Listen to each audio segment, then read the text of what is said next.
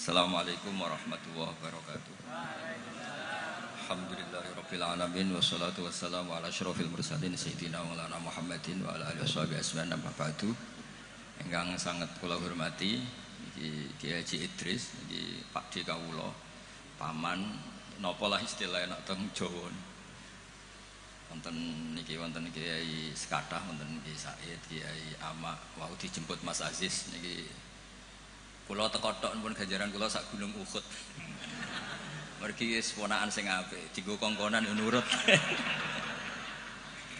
Kula niku sakjane ngangge hukum akhlak tok niku ganjaran kula pun kuwatah.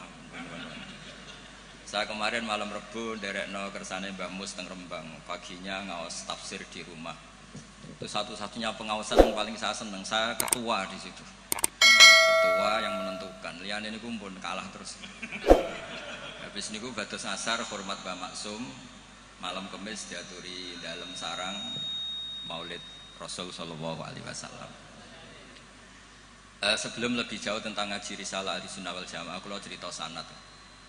Terus Mbah Hamid alite namine iku Abdul Mukti. Riyen serumah dengan mbah saya namine Fatimah.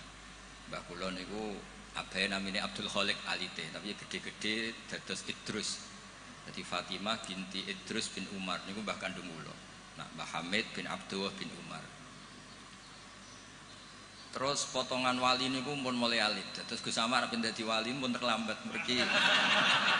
Mas Ahmad bakat wali niku pun ketok mulai alit. Terus mboten saged pencitraan.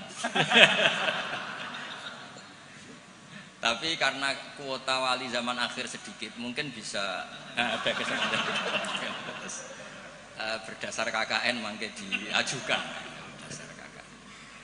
Karena wali itu meneh wali, nabi saja bisa berdasar KKN. Nabi Harun itu harusnya agak nabi. Tapi barokah Nabi Musa itu alsak pelak. Niku minta jubir. Jadi ono nabi proposal nggih wonten. Wong sak niki cerita rileks mawon. Kula ngomong serius ya sungkan Mbah Idris. Niki nggih Pak D kula, nggih guru kula riyen bapak kula niku mesti sowan Mbah Hamid. Riyen semaan teng Mbah Hamid mesti bapak kula. Pergi nggih wau nggih disebut mantu ya. Mbah kula misanan ning bapak kula mantu. Terus kula niku cerita Nabi Harun niku harusnya agak nabi. Berhubung Nabi Musa niku alsak, pelat niku ngendikan ketika jadi rasul niku pertama diangkat jadi rasul menghentikan. Ya Allah, saya ini pelat. Wa akhi Harun huwa afsahu minni lisanan fa arsilhu ma yarid ayusaddiqun. Sing pinter ngomong niku dulur kula Harun. Dados nak kula misale tenan alim, sing pinter ngomong Mas Ama. Niku saged. Siap. Nggih setuju nggih. Ya ngono iku ya ana cerita ngoten iki ya ana. Terus ana nabi iku dadine nabi iku diajukan. Wonten SK. Dimintakan SK. Allah nggih dituruti mawon.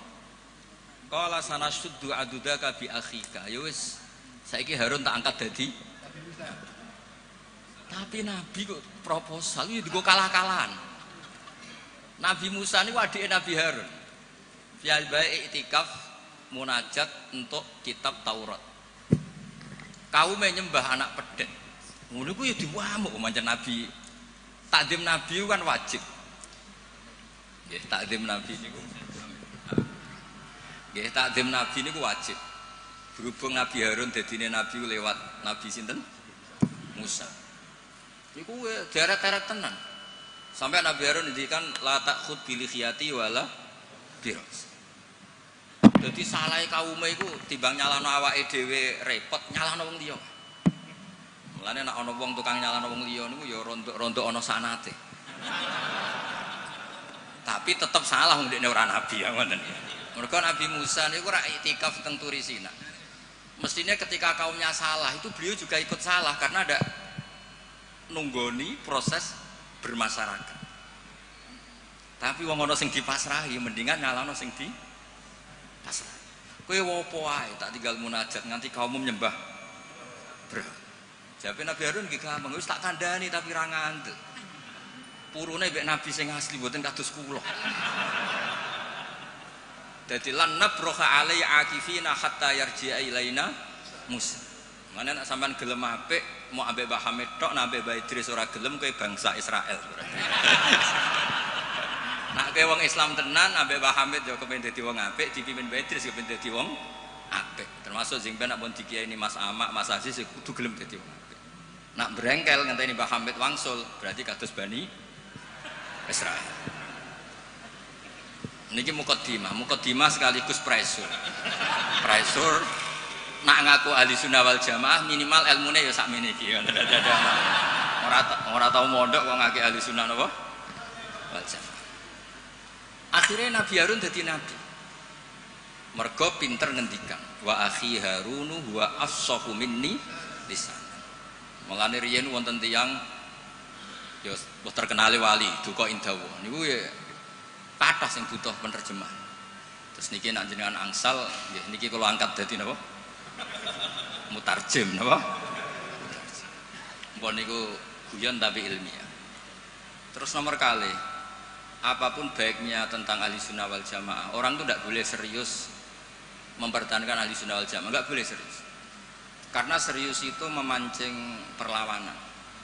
Sehingga Nabi ngendikan inna hadzal dina matinun fa'ughilu fihi birifqin.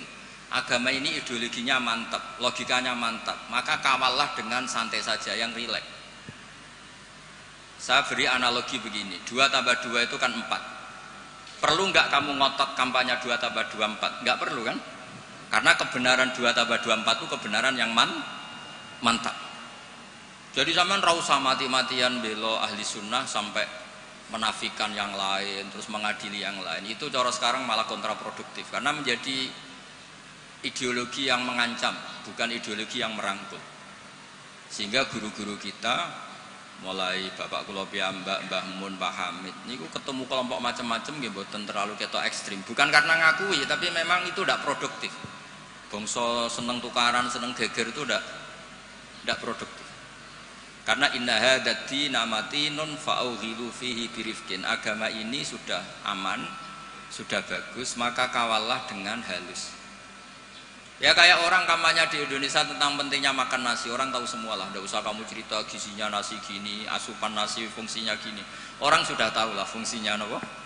Nasi. Begitu juga fungsinya madhab ahli sunnah apa? Wal jamaah. Satu madhab yang sanadnya jelas, akurasinya jelas.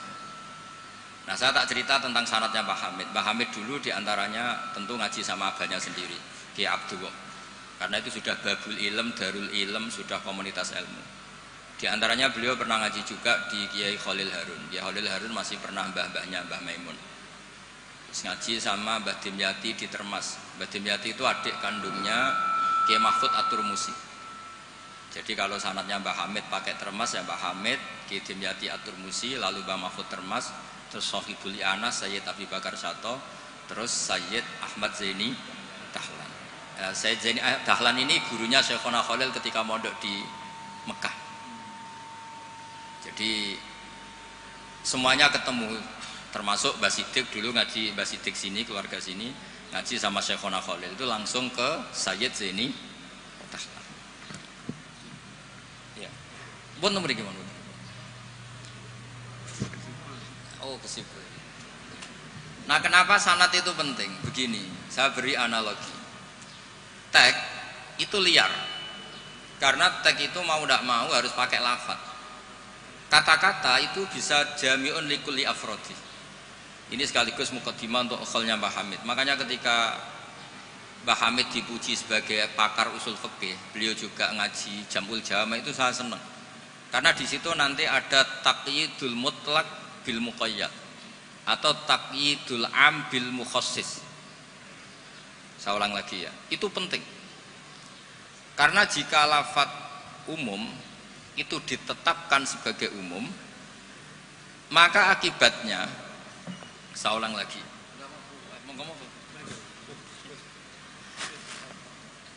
Ya, saya teruskan ya. Andai kan tidak ada sanad keulamaan, saya ulang lagi. Kalau tidak ada sanad keulamaan dan orang memahami Quran dengan letterlet, apalagi dengan harfiah, apalagi orang ini, kelompok ini berjanji tidak akan menambahkan sedikit pun apa yang ada di Quran, maka tingkat menyesatkannya itu bahaya sekali. Bukan sekedar bahaya sekali. Saya beri contoh, misalnya contoh yang gampang-gampang saja, yang jusnya belum terlalu jauh. Wa antasma'u bainal ukhtaini illa ma qad salaf. Di antaranya kita tidak boleh nikah perempuan, misalnya Anda menikahi Mbak Sri gitu, sekaligus nikahi adiknya. Wa antasma'u bainal ukhtain. Itu jelas di Quran hanya menyebut wa antasma'u bainal ukhtain. Zaman Nabi Sugeng, Nabi itu ya nambahinnya hanya sedikit. Wala bainal mar'ati wa ammatiha wala bainal mar'ati wa kholatiha. Juga enggak boleh kamu nikahi Sri sekaligus nikahi buliknya atau budenya, baik dari bapak maupun bulik dari ibu. Berarti yang disebut Quran hanya bainal ukhtain, yang disebut hadis hanya bainal mar'ati wa ammatiha wa kholatiha, hanya dua orang, dua kelompok. Sementara tidak menyebut wala bainal mar'ati wa jaddatiha. Kemudian orang-orang fikih yang muktabar semuanya sepakat tidak boleh nikahi perempuan dan orang yang ada hubungan mahram. Sehingga ada kaidah dua perempuan yang andai kan salah satu itu lelaki kok tidak boleh nikah, maka tidak boleh dinikahi satu lelaki fi nikahin wahid.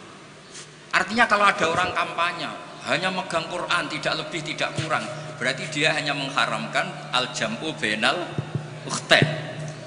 Itu betapa bahayanya dalam Islam. Terus orang nikah Sri dan budenya, orang nikah istri dan mbahnya, mbah dan cucunya, kayak apa bahayanya? Mereka sudah pongah berkampanye tidak boleh menambahkan apa yang ada di Quran. Tapi barokahnya ngaji sama mas saya, termasuk tadi Mbak Hamid ngaji Jamul Jame, di situ ada kaidah ilmu namanya balaghah. Wa antasma'u bainal ukhtain tu mimba bi itlaqil ba'di wa iradatil kul. Jadi atau itlaqul juz wa iradatil kul. Yang disebut hanya sebagian, tapi yang dimaksud semua perempuan yang ada hubungan mahram itu tidak boleh dinikahi fi waqtin wahid. Nah, hal seperti itu kan kayak keren, orang kampanye kembali ke Quran, tidak mengurangi dan tidak menambahi. Tapi terus kayak apa bahayanya ketika orang hanya berpegangan wa antasma'u bainal ukhtain. Maka ciri utama ahli sunnah itu maknani Quran dan hadis itu berdasar sanad. Ya seperti yang saya terangkan tadi. Kalau saya misalnya saya ngaji Mbah Mun ngaji Mbah Karim ngaji Syekhona Khalil, Mbah Hamid ngaji Mbah Dimyati, Termas Mbah Dimyati ngaji Mbah Mahfud, Mbah Mahfud ngaji Sayyid Abi Bakar Sato, Sohibul Li'anah, beliau ngaji Sayyid Zaini Dahlan. Atau di sini keluarga besar Mbah Siddiq, kalau pakai buyut-buyut misalnya Mbah Siddiq ngaji Syekhona Khalil, ketemu di Sayyid Zaini Dahlan, terus sampai Syekh Utsman Ad-Dimyati sampai Rasulullah Shallallahu Alaihi Wasallam. Nah, pemanaan ini penting. Lafadz itu nggak boleh mengikat. Makanya kata Ibnu Hajar Al-Asqalani, jika Anda terikat oleh lafadz, orang basuh wajah tidak sempurna itu nggak apa-apa, tangan yang nggak sempurna nggak apa-apa, karena yang ada itu wailun lil aqabi minan nar. Basuh polok yang tidak sempurna di hadits Nabi itu neraka, tapi Nabi tidak ngendikan wailun lil yad minan nar, wailun lil wajhi minan nar. Nah, ini kalau di usul fikih disebut mimba biwaqi'ati ainin, karena yang wudu itu salahnya dibasuh tungkat tumit ya. Ya, ada orang wudu yang lupa tumitnya enggak kebasuh. Karena kejadiannya seperti itu Nabi ngendikan wailun lil aqab minan nar. Apa tidak well juga ketika orang tidak membasuh tangannya secara sempurna? Apa tidak well juga ketika orang tidak basuh wajahnya secara sempurna? Kan sama-sama well. Tapi ini tidak disebut Rasulullah Shallallahu Alaihi. Nah, misalnya Anda fanatik, pokoknya saya persis hadis yang wailun hanya lil aqab. Kalau tangan nggak apa-apa, wajah nggak apa-apa. Lu itu gendeng apa goblok? Wes goblok kampanyane, saya berpegangan hadis orisinil kata Pak Idris, tadi asli katanya. Nah, jadi bahayanya baca hadis tanpa ilmu usul fikih kira-kira seperti itu. Ada misalnya tak beri sekian contoh, nak sama Rafaham ya kebangetan.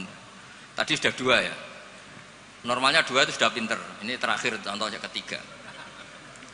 Layak dil qadi wa huwa ghadban. Orang itu tidak boleh bikin keputusan penting, apalagi seorang qadi. Nak kepengen nyebut Gus Yusuf apalagi wali kota.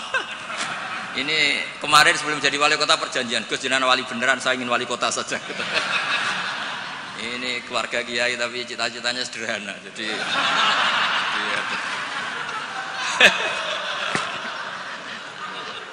itu bisa, itu kalau dalam madzhab tasawuf itu, kalau saya Mbak Idris Gus sama ingin jadi wali betul, tapi beliau sederhana sekali ingin jadi wali apa? Kota. Itu kalau niatnya tawadhu karena nggak ingin nyanyi Mbah Hamid, insya Allah barokah. Tapi kalau niatnya nggak ingin tirakat, nah itu yang masalah karena ada dua wali besar. Yang satu jadi wali itu karena kelirunya, keliru itu artinya menyalahi a'aliyal umur, bukan keliru maksiat. Saya bilang keliru itu bukan harus maksiat.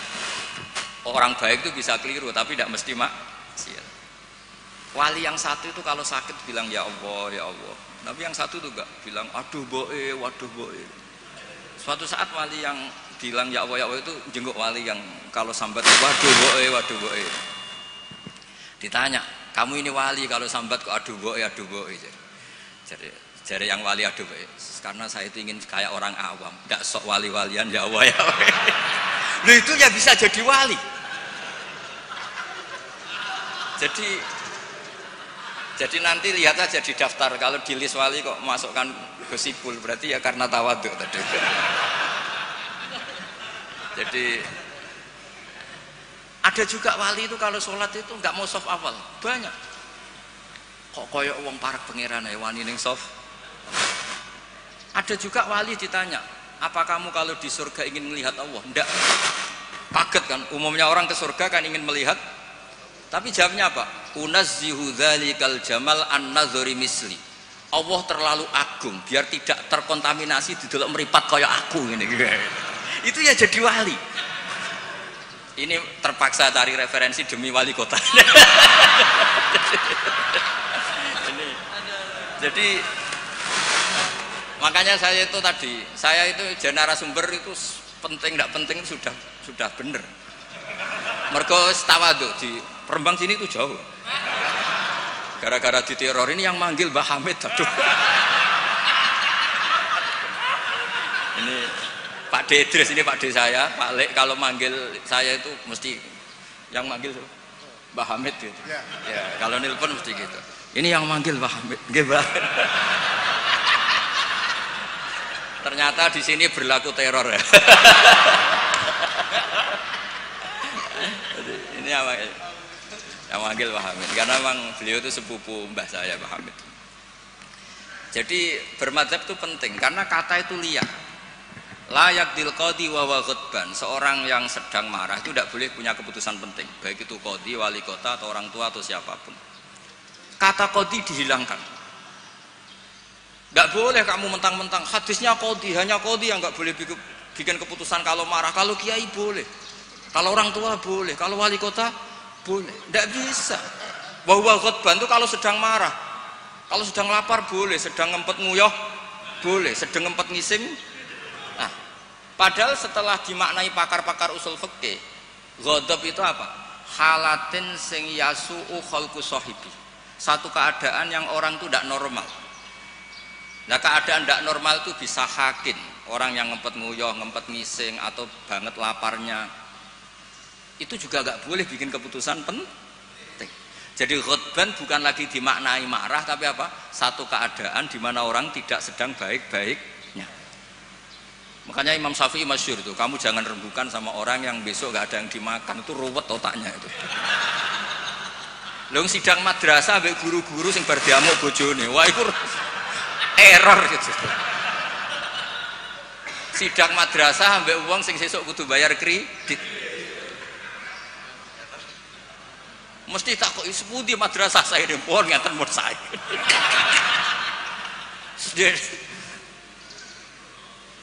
Akhirnya kata ghadban tidak sebagai ghadban. Qadhi juga tidak sebagai qadhi. Fatta sa'abisa babil fahmu. Ijtihad itu menjadikan logika menjadi luas. Nah, orang yang tidak ahli sunnah wal jamaah sidik-sidik hanya kembali ke Quran dan hadis. Betapa bahayanya itu, karena lafadz Quran dan hadis itu bagaimanapun itu lafadz yang pemaknanya bergantung para pakar-pakar usul fikih.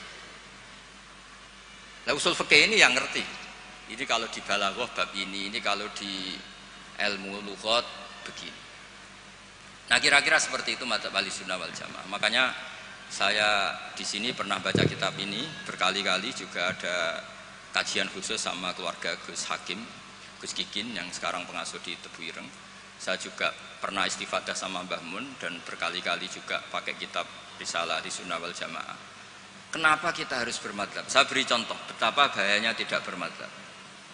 Misalnya begini, saya beri contoh yang gampang-gampang saja. Sholat itu kan madhep kiblat. Oke, madhep kiblat. Tapi kita tahu madhep kiblat itu apa? Ya mu'dhamu sholat. Karena nanti kalau kena cangkem melek, lah nak sujud madhep di. Untung sama tahu mikir kan. Jadi baru makanya kadang kiai seneng wong goblok, mungkin nak diterangno ora mikir. Sajane sholat madhep kiblat ya pas ngadeg tok, lah pas rukuk mek sujud. Tapi baru kayak goblok do ora takok. Jadi goblok ku ya penting, mare ngenakno kiai lah. Jadi wong ora kakean. Wong ora kakean tok.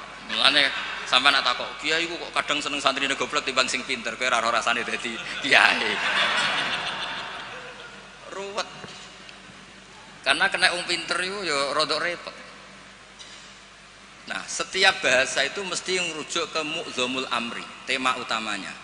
Sehingga Nabi kalau ngendikan ya al-hajju arafah. Apa haji itu tidak ada tawaf, apa haji itu tidak ada sa'i. Tapi kok Nabi ngendikan al-hajju arafah, ay mu'dhamul haji arafah. Nah, bahasa-bahasa seperti itu andaikan orang nggak ngerti usul fikih terus maknanya al-hajju arafah, sementing wis ning arafah. Nah, iya. Itu kan yo ribet. Jadi intinya itu apapun teks yang Anda baca di Quran dan hadis itu pemaknaannya harus ikut ulama. Nah kalau sampean tanya dalilnya apa Gus? Dalil yang paling saya mengenang dan tidak akan lupa ila yaumil qiyamah itu dawuh Mbah Mun, ihdinas siratal mustaqim siratal ladzina walam yaqulillah sirataka. Harusnya kan tunjukkan kami jalan yang benar, jalanmu ya Allah. Enggak, tapi Allah ngendikan siratal ladzina an'amta alaihim. Mergo kowe ora iso niru Allah dhewe, kowe ora iso niru Allah, Allah ora mangan, Allah ora turu. Nah, mbok terusno Allah ora pengen dadi wali kota. Ya kan? Kamu tidak bisa, inna wa ta'ala la ya'kul wa la yashrab wa la yanam. Allah tidak tidur, tidak makan. Kalau kamu makan niru siapa? Niru makane wong soleh-soleh, niate taqwi alal ibadah. Kamu tidur niru siapa? Niru orang-orang soleh. Enggak bisa niru Allah, Allah tidak tidur. Nah, berarti kalau kamu ingin benar harus butuh sanad, karena ketika Allah ngendikan siratal mustaqim itu siratal ladzina an'amta alaihim. Itu dalil paling kuat betapa pentingnya sanad.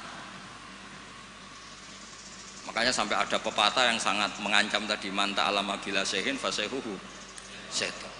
Itu ancaman yang benar sekali, karena betapa bahayanya orang misalnya hanya berdasar terjemah atau teks kemudian dia nyimpulkan hukum.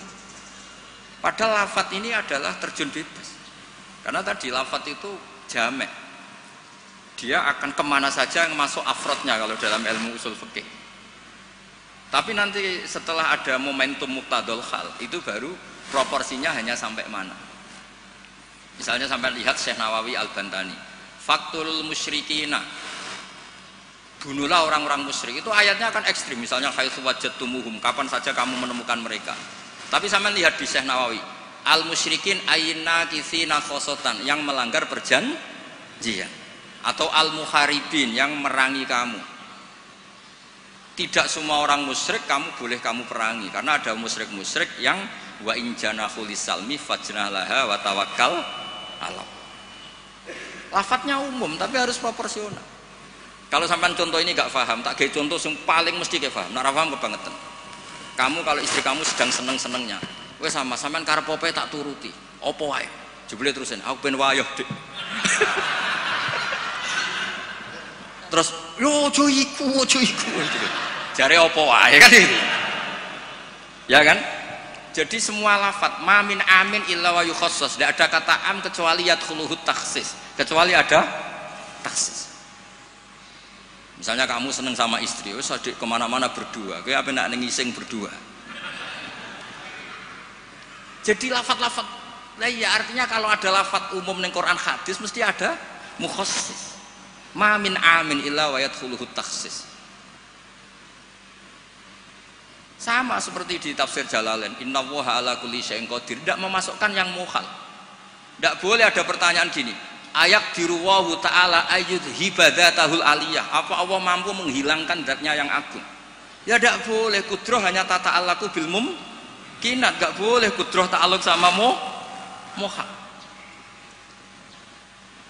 Apa Allah kuasa menjadikan 1 ditambah 1 itu 13? Ya Allah kok bocah goblok. Tidak bisa. Kudroh itu hanya ta'aluk sama yang mungkin. Karena Allah ala kulli syai'in qadir, ala kulli syai'in qadir, wali kota ya iso dadi nabi, ya repot.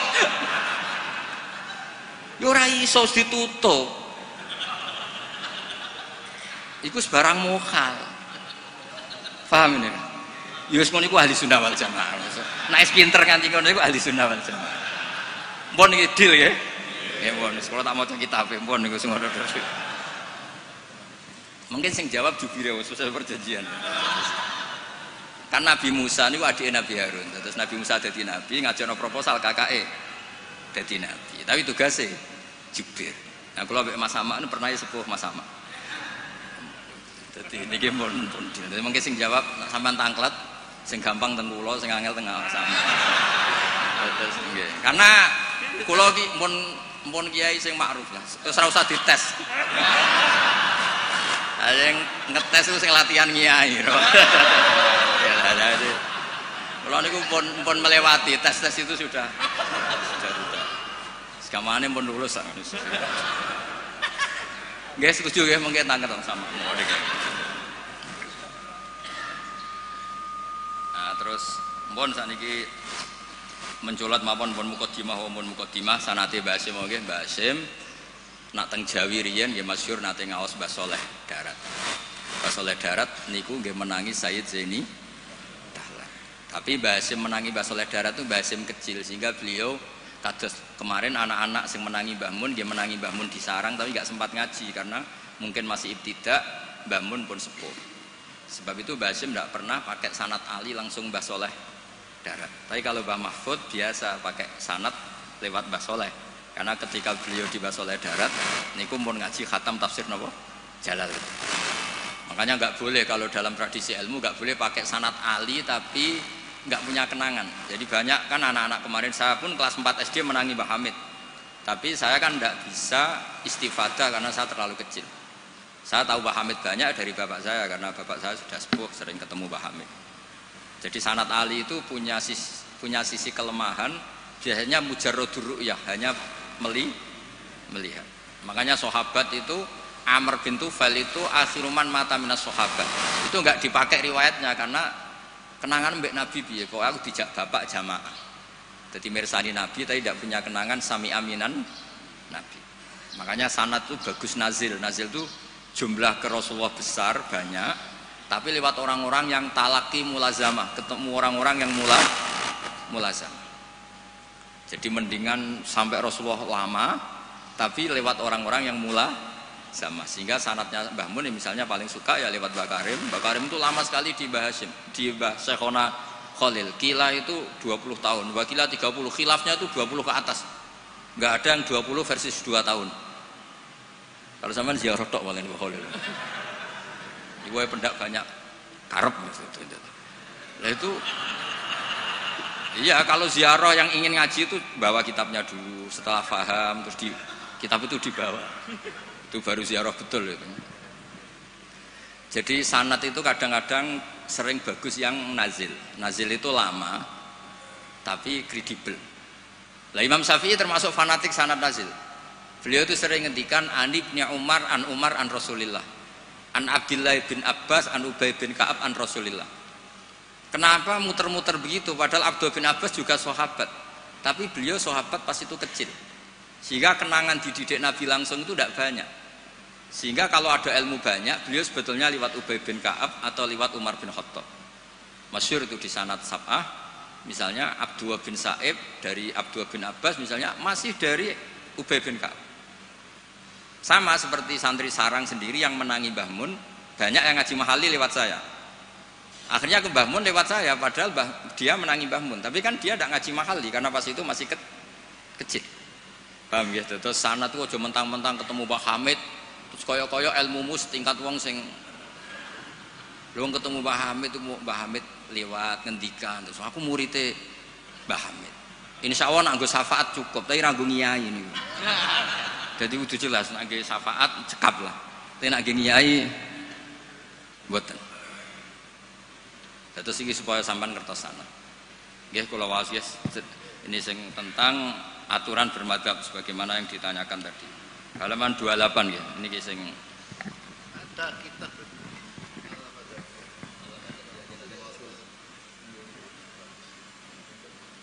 Allah-Madzhabiyah punya hakikat Allah-Jiniyah. Dan akhirnya kan sebenarnya Allah-Madzhabiyah nanti berakhir Allah-Jiniyah.